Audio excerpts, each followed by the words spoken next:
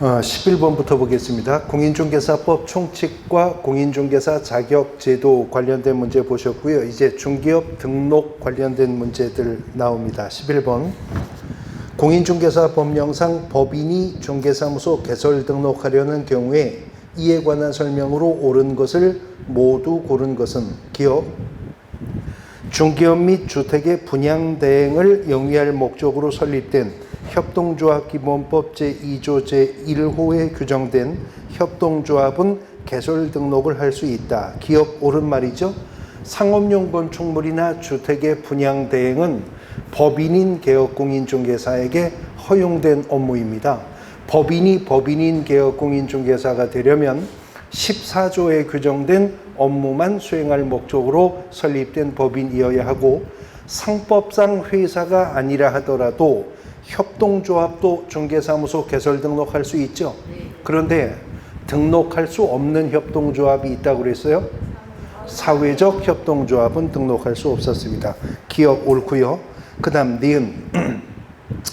대표자를 제외한 임원이 3명이라면 그 중에 2명이 공인중개사이어야 하나요?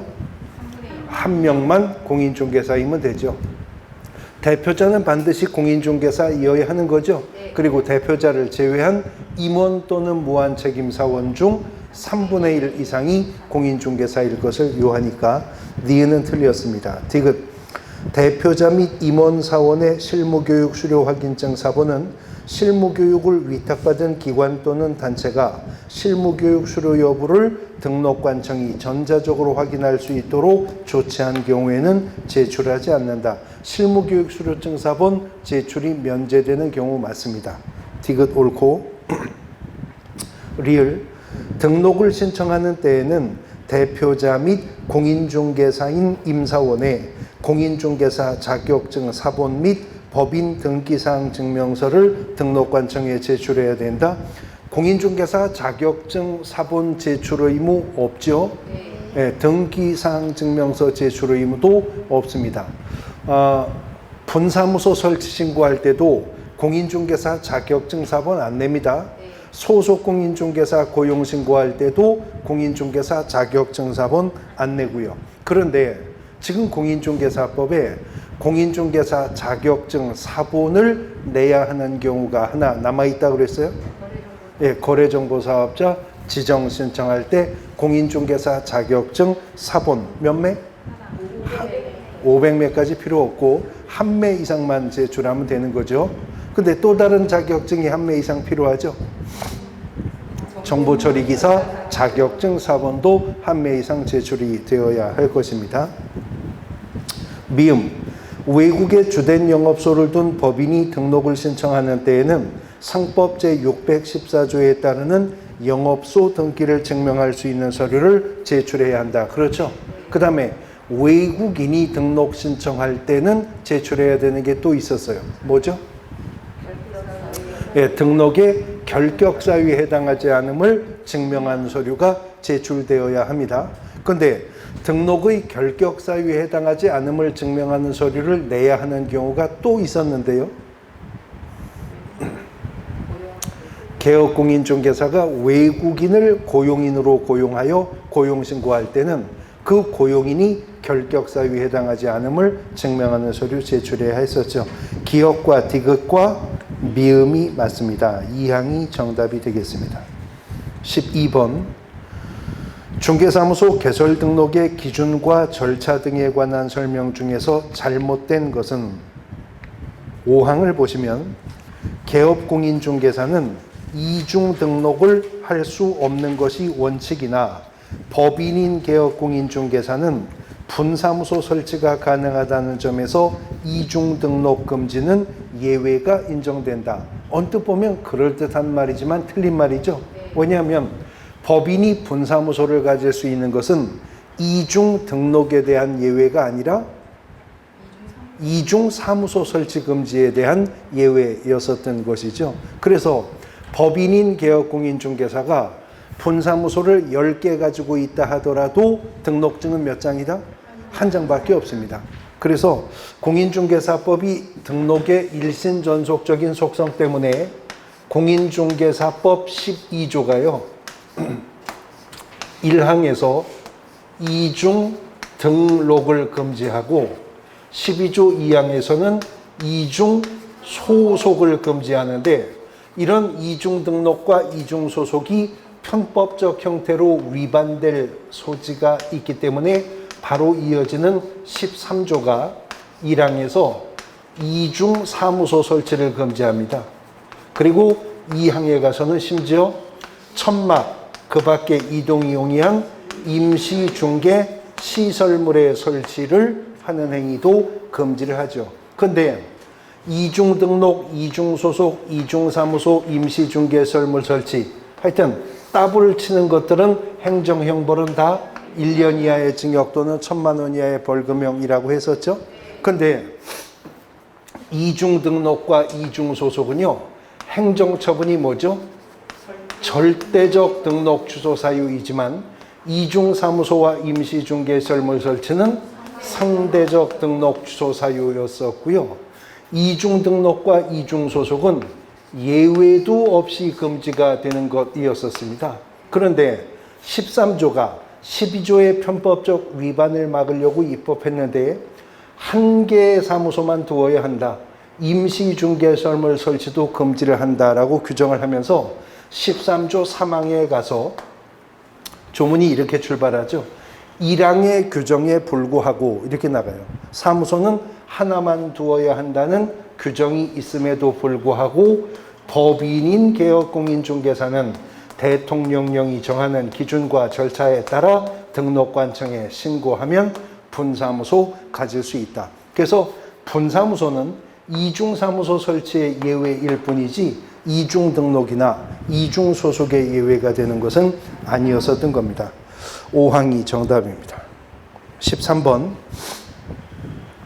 다음은 공인중개사 법령상 등록의 절차에 관한 설명이다. 옳은 것은 1항. 개인은 공인중개사만 중개사무소 개설 등록 신청할 수 있으므로 등록 신청 시 등록관청에 공인중개사 자격증 사본 제출할 의무가 있다? 없었죠? 2항.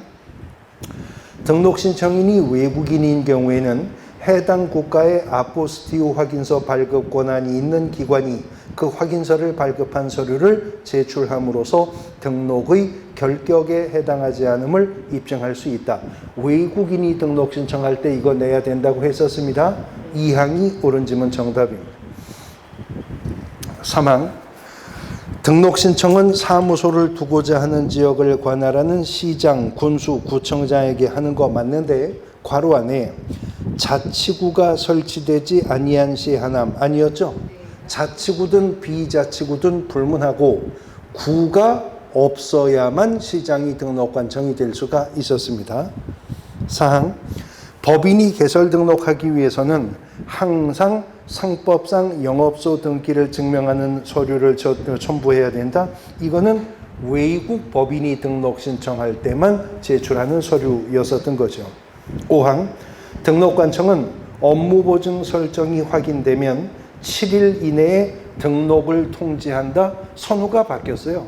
등록을 통지하고 나서 그자가 업무보증 설정을 업무 개시 전까지 하는 거죠. 등록의 통지는 등록 신청일로부터 7일 이내 하고 업무보증 설정은 등록 통지 받은 후 언제까지? 업무를 개시하기 전까지 설정하면 되는 것이니까요. 2항이 옳은 지문 정답입니다. 14번 문제. 공인중개사 법령상 중개대상물의 표시 광고 및 5개 광고물 설치 등에 관한 설명으로 틀린 것을 물었는데요. 3항을 보시면 개업공인중개사는 5개 광고물을 설치할 의무가 있다. 개업공인중개사가 간판 달아야 할 의무가 있어요? 없어요. 근데요, 개업공인중개사가 5개 광고물을 설치한다면 이제 해야 될 일이 있죠. 네, 개업공인중개사의 무엇을? 성명을 얼마나게? 인식할 수 있는 정도의 크기로 표기해야 됩니다. 주사무소라면 누구 성명? 대표자. 분사무소라면 책임자의 성명을 인식할 수 있는 정도의 크기로 표기할 의무가 있죠. 그러나 개업공인중개사가 간판을 달아야 할 의무는 없죠. 근데요, 달아놨던 간판을 떼어야 할 의무는 있었었네요. 다음 셋 중에 어느 하나의 경우에 지체 없이 간판 철거하랍니다. 첫 번째, 폐업 신고했을 때, 사무소 이전 신고했을 때, 등록 취소 처분을 받았을 때는 지체 없이 간판을 철거할 의무는 있었어요. 3항이 정답입니다. 15번, 등록 등의 결격 사유에 관한 설명으로 틀린 것은 모두 몇 개인가? 틀린 걸 쉬어보죠. 기억. 금고 이상형의 선고 유예를 받고 그 유예 기간 중에 있는 자는 결격 사유에 해당한다. 그런가요? 유예가 유예 기간 동안 결격이 되는 것은 오직 집행유예만 유예 기간 동안 결격에 속하는 것이지, 판사의 선고 유예 처분이나 검사의 기소 유예 처분 따위는 아예 결격에 해당조차도 하지 않는다고 했었어요. 기억 틀렸고요. 하나, 니은. 금고 이상형의 실형을 선고받은 후 일반 사면을 받아 집행이 면제된 자는 그 집행이 면제된 날로부터 3년간 결격 사유에 해당한다. 이건 맞습니까? 네. 틀립니다. 틀립니다. 집행을 면제하는 사면은요, 일반 사면이 아니라 특별 사면이에요. 특별 사면은 잔형 면제 처분이라고 했죠. 더 이상 집행받지 않기로만 확정해주는 처분인 겁니다. 그래서 특별 사면은 받고 나서도 3년 더 지나야 결격을 벗어날 수가 있어요. 근데 일반 사면은 집행을 면제하는 게 아니라고 그랬어요. 일반 사면은 형선고의 효력 자체를 부정해주는 처분이기 때문에 일반 사면을 받으면 그 즉시 결격을 벗어나는 거죠. 특별 사면이 3년 걸리는 거고요. 니은도 틀렸습니다. 그 다음 디귿.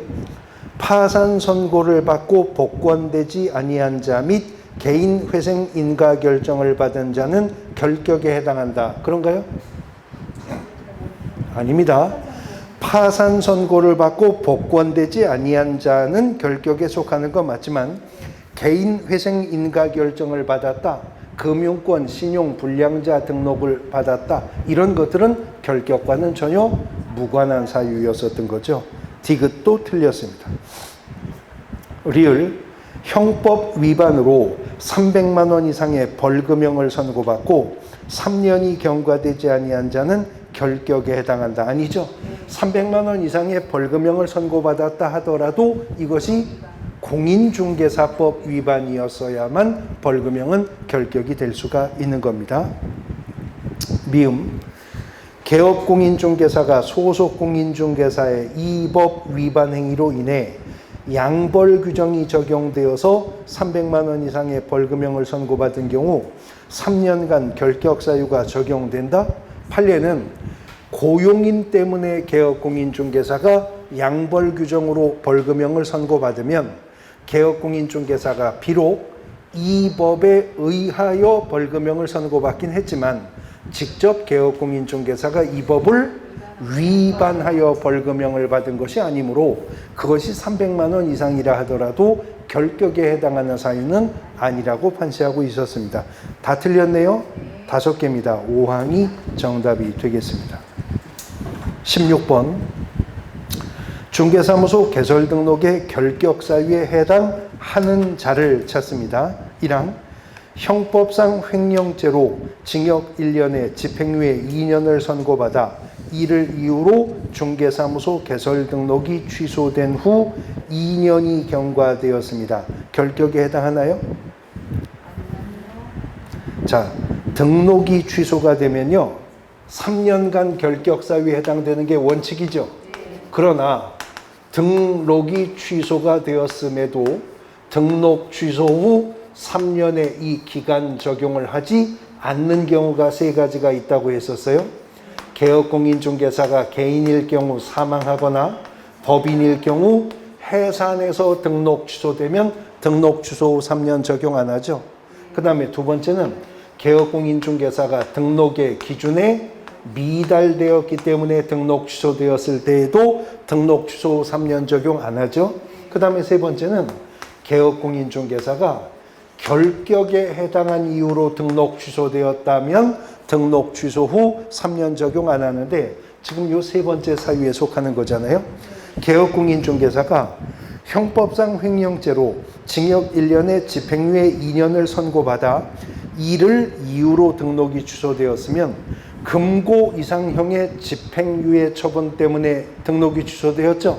결격사유에 해당된 이유로 등록 취소되었기 때문에 등록 취소 후 3년은 적용이 없고 해당 결격만 벗어나면 되는 겁니다. 그러면 이 사람은 선고 집행유예 2년간만 결격에 속합니다. 그 다음 2항 공인중개사법 위반으로 징역형에 대한 선고유예를 받고 그 유예기간 중에 있다. 선고유예나 기소유예는 결격과 무관하죠. 집행유예만 유예기간 동안 결격이 되니까. 3항 공인중개사법을 위반하여 300만 원의 벌금을 선고받고 3년이 경과되지 아니한 자. 이 사람은 결격이죠? 네, 3항이 정답이고요. 그 다음 4항 공인중개사 자격이 취소된 후 3년이 경과된 자면 막 결격을 벗어났네요. 5항 업무정지 처분을 받은 개업공인중개사인 법인의 업무정지 사유가 발생한 후 임용된 사원 임원이었던 자라면 그 법인이 업무정지 처분을 받아도 그와 함께 결격에 속하지 않습니다. 업무정지 처분받을 당시 임사원이 아니라 업무정지 사유가 발생할 당시 임사원이 법인이 받은 업무정지 기간 동안 결격에 속하는 것이기 때문에 그렇습니다. 3항이 정답이 되겠습니다. 이어지는 17번 공인중개사 법령상 개업공인중개사의 업무 범위에 관한 설명으로 옳은 것은 1항 법인 및 공인중개사인 개업공인중개사의 업무지역은 전국으로 할 수 없다. 업무지역에 대한 제한은 오직 부칙상의 개업공인중개사만 받는 것입니다. 틀렸고요. 2항 법인인 개업공인중개사에 소속된 공인중개사의 업무지역은 전국으로 할 수 없다. 할 수 있죠. 3항 부칙상의 개업공인중개사의 업무지역은 당해 사무소가 소재하는 시군구를 관할구역으로 하되 벌써 틀렸네요. 부칙상의 개업공인중개사의 업무지역은 중개사무소가 속한 지역을 관할하는 시도입니다. 특별시, 광역시, 도, 특별자치도가 업무지역의 범위가 되는 겁니다. 그러니까 시험문제 지문에 부칙상의 개업공인중개사는 등록관청 관할구역의 범위와 그 업무지역의 범위가 같다. OX 부칙상의 개업공인중개사는 등록관청 관할구역의 범위와 그 업무지역의 범위가 같다. 다르죠. 등록관청 관할구역이라 하면 사무소 소재지 시, 군, 구가 등록관청 관할구역이죠. 근데 업무지역은 사무소가 속한 지역을 관할하는 시도가 업무지역 범위가 되는 겁니다. 그러면 질문. 부칙상의 개업공인중개사가 등록관청 관할구역 외로 중개사무소를 이전을 하면 업무지역의 범위가 바뀌어요? 안 바뀌어요? 아니 아직 대답하지 마세요. 다 아니죠. 바뀌어요? 안 바뀌어요? 봐야 돼요? 네, 봐야 됩니다. 봐야 됩니다. 등록관청 관할구역 외로 이전했다 하더라도요. 동대문구에서 서대문구로 중개사무소 이전했어요. 등록관청 관할구역 외로 이전했죠. 그래서 업무지역이 바뀌어요? 이제나 저제나 서울시예요. 근데 동대문구에서 광명시로 중개사무소를 이전했으면 등록관청 관할구역 외로 이전했죠. 그래서 업무지역 범위가 바뀌었어요? 이젠 바뀌잖아요. 경기도가 업무지역이 되는 거니까. 그 다음 사항 부칙상의 개업공인중개사가 이 법에 규정된 부동산 거래 정보망에 가입하고 이를 이용하여 중개하는 경우에는 당해 정보망에 공개된 관할구역 외의 중개 대상물에 대해서도 이를 중개할 수 있다. 사항이 옳은 점은 정답이죠. 그러면 지문에 부칙상의 개업공인중개사도 부동산 거래 정보만 가입하면 업무 지역은 전국이 된다. 그건 아니었습니다. 지금 이 지문에도 나타났듯이 정보망에 공개된 관할구역 외의 물건을 건건별로 중개할 수 있지, 단지 정보만 가입했다고 해서 업무 지역이 전국이 되는 건 아닌 겁니다. 4항이 옳은 지문이고요. 5항, 다른 법률의 규정에 의해서 중개업을 할 수 있는 법인의 업무 지역은 전국으로 할 수 없다. 제한이 없으니까 전국이라고 보는 거죠. 4항이 정답입니다. 18번, 중개사무소에 관한 설명으로 옳은 것과 틀린 것을 바르게 표기한 것은 기업, 서류 송부를 요청받은 이전 전 등록관청이 이전 후 등록관청에 송부해야 하는 서류에는 이전 신고한 개업공인중개사의 중개사무소 개설 등록증이 포함이 된다. 등록증은요, 이전 전 등록관청이 이전 후 등록관청에 송부하는 게 아니라 누가 내는 거예요? 이전을 한 개업공인중개사가 이전 후 등록관청에 사무소 이전 신고서와 함께 내야 되는 서류죠. 이거하고 또 뭘 내야 되죠?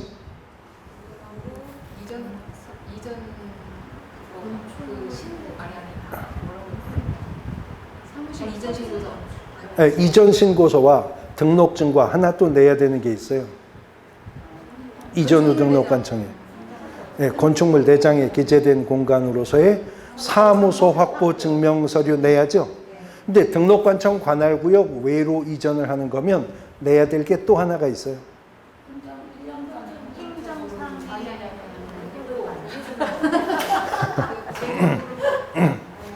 개업공인중개사가요, 등록관청 관할구역 외의 지역으로도 사무소 이전할 수 있죠. 그러면 사무소를 이전했을 때 이전 신고서에 첨부해야 될 구비서류가 등록증 내야 된다 그랬죠.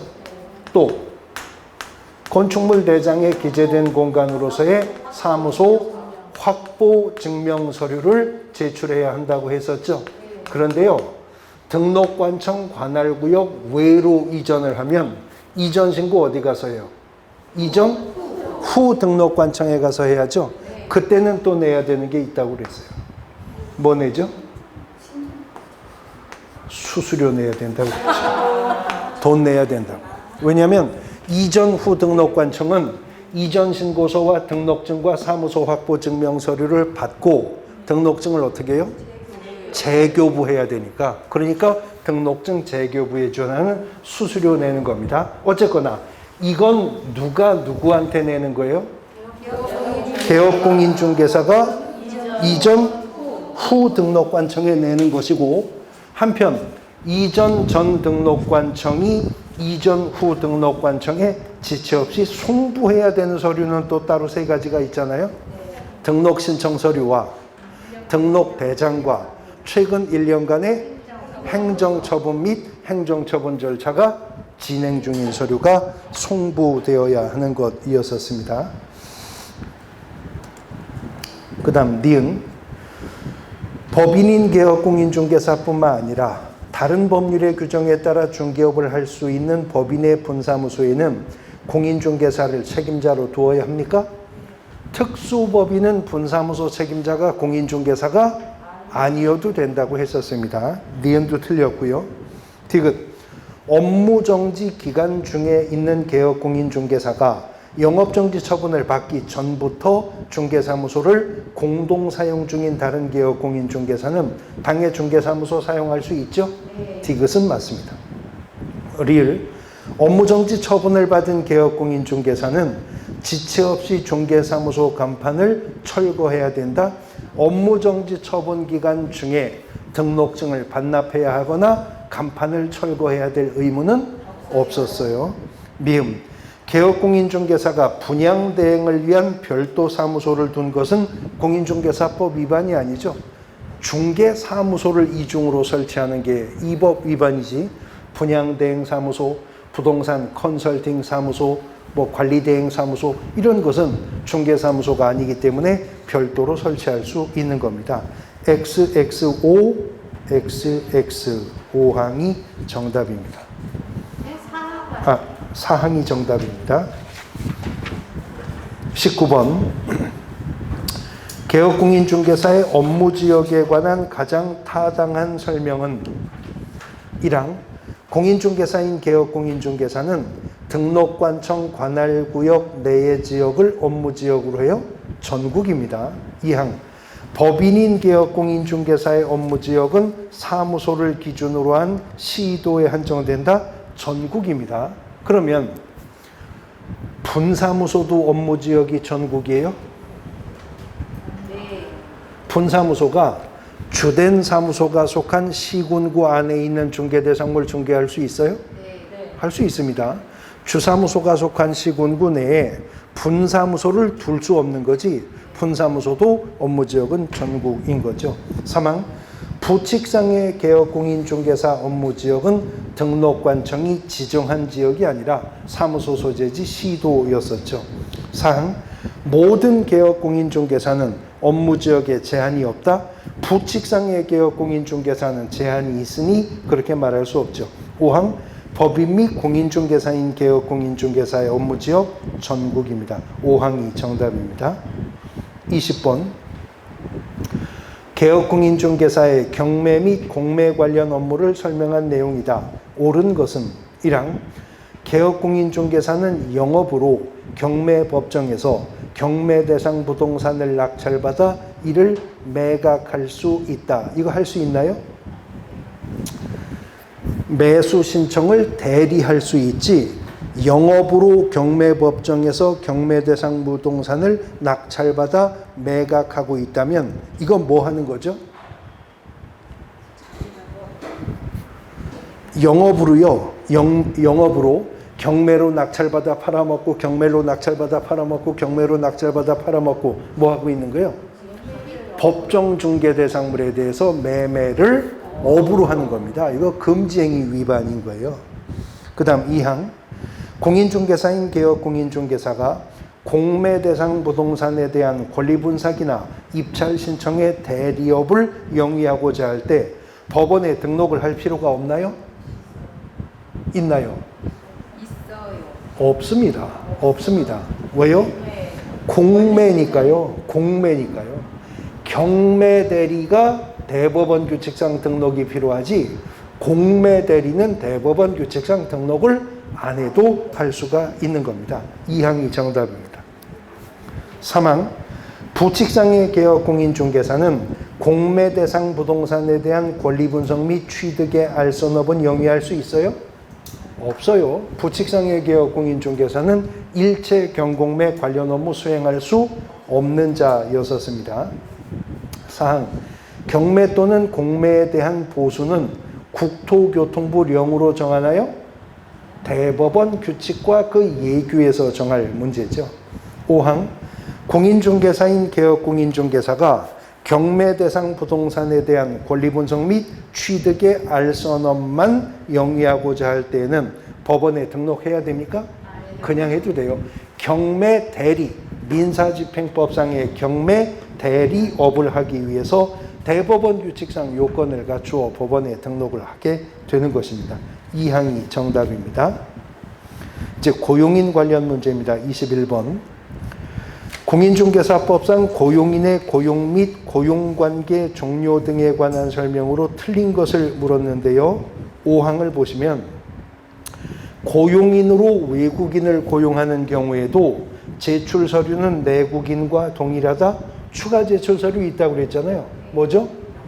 결격 사유에 해당하지 않음을 증명하는 서류 제출되었어야 합니다. 22번 고용인에 관한 설명으로 옳은 것은 1항 개업공인중개사는 소속공인중개사를 고용한 경우에는 연수교육이 아니라 일단은 먼저 실무교육을 받도록 한 후 업무 개시 전에 등록관청에 신고해야죠. 2항 개업공인중개사가 중개보조원을 고용한 경우 그 신고는 전자문서로 할 수 없나요? 있습니다. 3항 소속공인중개사에 대한 고용신고하는 때에는 그 소속 공인중개사의 자격증 사본 제출합니까? 안 합니다. 사항, 개업공인중개사는 중개보조원과의 고용관계가 종료된 때에는 고용관계가 종료된 날로부터 7일이 아니라 10일 이내에 등록관청에 신고하는 것이었었죠. 5항, 개업공인중개사가 외국인을 중개보조원으로 고용한 경우라면 고용신고서에 보조원이 결격에 해당하지 않음을 증명하는 서류 첨부해야 됐었죠. 5항이 정답입니다. 23번 개업공인중개사 갑의 소속공인중개사 을이 중개대상물의 중요사항에 관해서 중개의뢰인의 판단을 그르치게 하는 거짓된 언행을 하여 중개의뢰인 병에게 3천만 원의 재산상 손해가 발생했다네요. 이 경우에 개업공인중개사 갑과 소속공인중개사 을에 관한 설명으로 옳은 것은 그랬습니다. 을이 지금 거래상 중요사항에 관해서 거짓된 언행 그 밖의 방법으로 의뢰인의 판단을 그르치게 하는 금지행위를 위반한 거죠. 1항, 을의 업무상 행위는 그를 고용한 갑의 행위로 보므로 갑만 재산상 손해를 배상할 책임이 있나요? 일단은 을에게 재산상 손해배상 책임이 발생하는데 을의 배상 책임을 갑이 연대하여 배상을 하는 거죠. 그 다음 2항, 갑과 을은 1년 이하의 징역이나 1,000만 원 이하의 벌금형에 처할 수 있다. 을은 그렇지만 갑은 양벌 규정을 적용받는다 하더라도 1,000만 원 이하의 벌금형을 선고받을 수 있을 뿐입니다. 틀렸고요. 3항, 갑은 을의 행위로 인하여 중개사무소 개설 등록이 취소되는 일이 없다. 행정상의 책임도 대신 책임지기 때문에 금지행위 위반으로 등록이 취소될 수 있겠죠. 그 다음 4항, 갑이 을의 행위로 인해 공인중개사 자격이 취소되는 일은 없다. 그렇죠. 왜냐하면 자격이 취소되려면 공인중개사법 위반으로 징역형 선고받았어야죠. 벌금형은 자격 취소 사유에 속하지 않습니다. 그 다음 5항, 을이 위행위로 징역형을 선고받으면 공인중개사 자격이 취소되어 3년간 공인중개사가 될 수 없으나 중개보조원은 할 수 있어요? 자격이 취소되면 3년간 자격을 재취득할 수 없는 것은 물론이고 그 3년은 결격사유에 해당하는 기간이죠. 결격사유에 해당하는 자는 중개보조원도 될 수가 없는 것입니다. 그래서 사항이 옳은 지문 정답이 되겠습니다. 이제 인장 등록 관련된 문제들입니다. 24번, 개업공인중개사 및 소속공인중개사는 중개행위에 사용할 인장을 등록관청에 등록하도록 하고 있다. 인장 등록과 사용에 관한 기술로서 맞는 것은 1항, 개업공인중개사 및 소속공인중개사의 인장 등록은 모두 인감증명서 제출로 가름하나요? 그건 법인 얘기죠. 개인인 개업공인중개사와 소속공인중개사는 가족관계 등록부나 주민등록표에 기재된 성명이 나타난 인장으로서 크기가 얼마나게? 7mm 이상 30mm 이내의 규격의 인장이면 어떤 인장이든 사용할 수 있죠. 2항, 법인인 개업공인중개사를 대리하여 부동산 거래 신고를 하는 소속공인중개사는 당해 법인의 인감증명서 사본을 위임장과 함께 신고관청에 제출해야 한다. 직접 거래 시에 당사자의 위임을 받은 대리인은 부동산 거래 신고 시 위임을 한 자의 자필 서명된 위임장과 위임을 한 자의 신분증명서 사본 필요하죠. 근데 중개 완성 시 개업공인중개사의 위임을 받은 소속공인중개사는 그런 위임장 등이 필요하지 않았었습니다. 3항, 법인의 분사무소에서 사용할 인장은 상업등기 규칙에 따라 분사무소 책임자의 인장을 등록해요. 대표자가 보증하는 인장을 등록할 수 있었죠. 어디 가서? 주된 사무소 소재지 등록관청 가서요. 4항, 개업공인중개사가 등록인장을 사용하지 않으면 100만 원 이하의 과태료인가요? 도장 위반은 다 정지였습니다. 개업공인중개사면 업무정지, 소속공인중개사라면 자격정지였었죠. 5항 개업공인중개사가 중개보조원에게 개업공인중개사의 등록인장을 사용케 한 경우에 등록증 양도대여에 해당할 수 있겠네요. 5항이 정답입니다. 25번 인장 등록에 관한 다음 설명 중에서 틀린 것을 묻습니다. 5항을 보시면 개업공인중개사는 중개 완성 시 의뢰인에게 교부되는 거래계약서, 확인설명서, 업무보증관계증서 사본에 등록된 인장으로 서명 및 날인해야 한다. 이거 왜 틀렸죠? 예, 보증관계증서 사본에는 날인할 필요가 없기 때문에 그렇습니다. 자, 공인중개사법상 개업공인중개사가 중개가 완성되는 건마다 거래 당사자 쌍방 모두에게 제공해야 되는 것이 지금 이 지문에서 나온 것처럼 첫 번째 거래 계약서이고요. 두 번째가 중개대상물 확인 설명서였었고요. 그리고 세 번째가 바로 보증 관계 증서 사본이었었습니다. 근데 문제는 거래 계약서와 확인 설명서는 중개가 완성되는 건마다 개업공인중개사들이 작성하는 문건이잖아요. 그러나 보증관계증서는 사본이 제공되는 것이지 작성하는 문건이 아니었어요. 그래서 거래계약서와 확인설명서는 개업공인중개사와 해당 중개행위를 한 소속공인중개사가 함께 서명 및 날인을 해야 되지만 이건 작성한 것도 아니고 사본이 제공되는 것이기 때문에 서명이나 날인의 의무가 없었죠. 그 다음 거래계약서는 작성해서 당사자에게 교부하고 얼마 보관? 확인설명서는 3년 보관하지만 보증관계증서 사본은 보관 의무도 없는 거죠. 왜요? 걸려 있으니까. 뭐가 걸렸는데?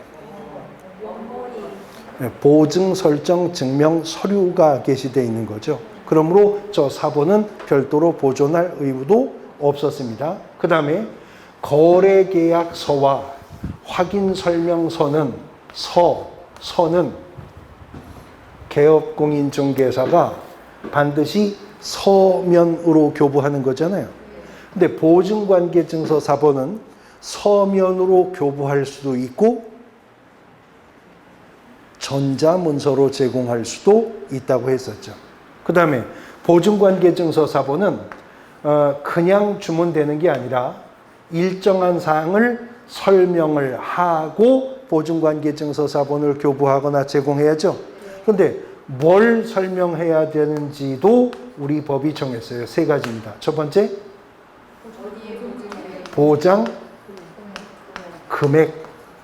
그 다음에 두 번째, 보증 기관 및 소재지.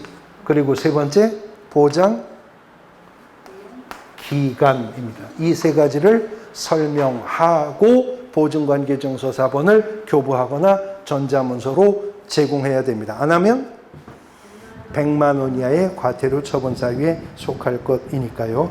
5항이 정답이 되겠습니다. 쉬었다가 보도록 하시죠.